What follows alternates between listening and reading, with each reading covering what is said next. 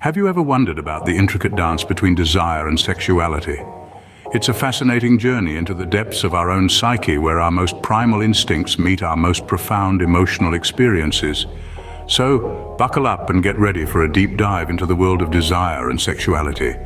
Firstly, let's talk about desire. Desire, in its most basic form, is a strong feeling of wanting to have something or wishing for something to happen. It's a fundamental part of human nature and it drives much of our behavior, but when it comes to sexuality, desire takes on a whole new dimension. It becomes a complex interplay of biological, psychological, and social factors. From a biological perspective, desire is fueled by hormones and neurotransmitters, which send signals to our brains and bodies, sparking attraction and arousal.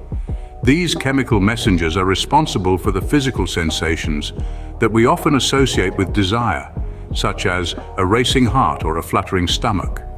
Psychologically, desire is influenced by our thoughts, feelings, and experiences. It's shaped by our fantasies, our memories, and our emotional responses to others. It's also influenced by social and cultural factors, such as societal norms, expectations, and taboos. Sexuality, on the other hand, is a more encompassing term that includes our sexual orientations, identities, behaviors, and experiences.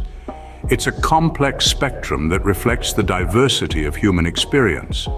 Sexuality is not just about who we're attracted to, but also about how we express and experience that attraction. Desire and sexuality are intertwined in a complex dance. Our desires can shape and influence our sexual identities, while our sexual identities can also shape and influence our desires. It's a dynamic, ongoing process that evolves over time, influenced by a range of factors, from our personal experiences to broader societal changes. In this dance, it's important to remember that there's no right or wrong way to experience desire or sexuality. Everyone's experience is unique, and it's important to respect and honor that diversity.